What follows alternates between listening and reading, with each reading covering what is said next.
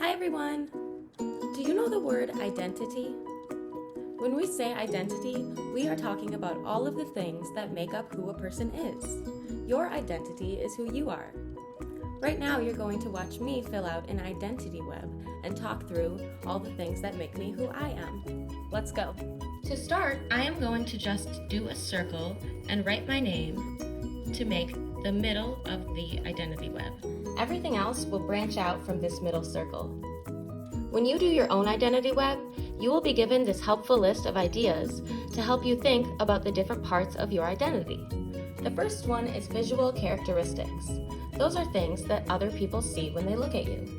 The first things that come to mind for me are that I have blonde hair and that I have a big smile.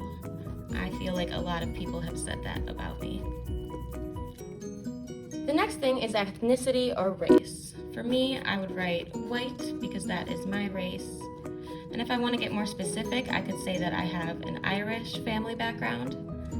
The next thing on the list is personal style. When I think about me, I think my style is all about wearing comfy clothes. So I'll just write that. Personality traits that I think about myself.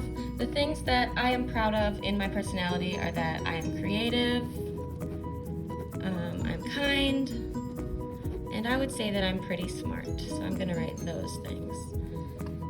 Relationship roles are the things that you are to other people. So for me, to my mom, I am a daughter. I'm also a friend to a lot of people. I'm a sister because I have two sisters. And I'm also a student and a teacher. So those are the different roles I play. It also says hobbies. My main hobby is art, so I'm going to write that I'm an artist. And I could get more specific with other lines and write that I do painting, I do drawing, and I do ceramics. That's working with clay. And that finishes my identity web. So a few weeks ago, Miss Quizler taught you how to make people look realistic using proportion. This week, we are going to draw in cartoon style, meaning we get to use exaggerated proportion. That's when we make things either way bigger or way smaller than they are in real life. Cartoon artists exaggerate certain parts of the bodies or faces of their characters so that we can understand their unique personalities or identities. Imagine if cartoon artists used realistic proportions to draw their characters. That just wouldn't look quite right.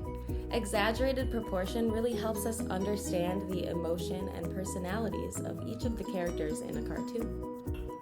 Check out these examples of exaggerated proportion. Cartoon artists, often called caricature artists, have drawn these cartoon-style portraits of different famous people. You can see how the photographs look realistic, but the drawings use exaggerated proportion. The artist took features that each famous person was known for and made it bigger or smaller, making it more obvious.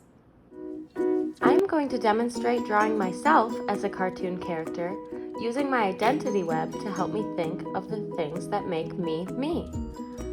I think in my portrait, I'm going to exaggerate my big smile, and I will exaggerate that I am an artist.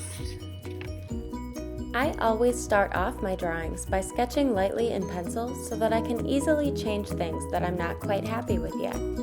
I begin by drawing a really big head. Even though I'm exaggerating some of my features, like my eyes and my smile, I'm doing my best to make it look like me.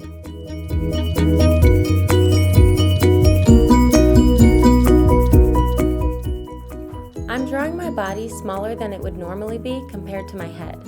To make it look like me, I'm drawing myself wearing an art apron, and I'm drawing a little paintbrush in my hand. When I'm happy with my sketch, I carefully trace over the lines with a pen. When the drawing is permanent, I can erase my pencil lines to make everything look a little bit cleaner. Because these are cartoon versions of ourselves, we definitely want to add a little bit of color.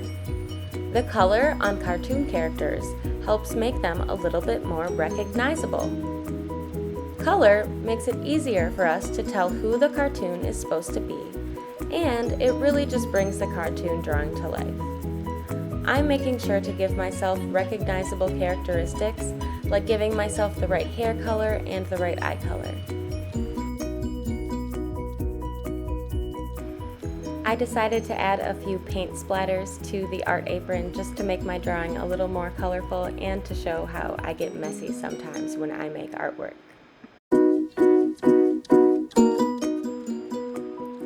After I finish adding all of the color, my character is finally done. Does it look like a cartoon version of me?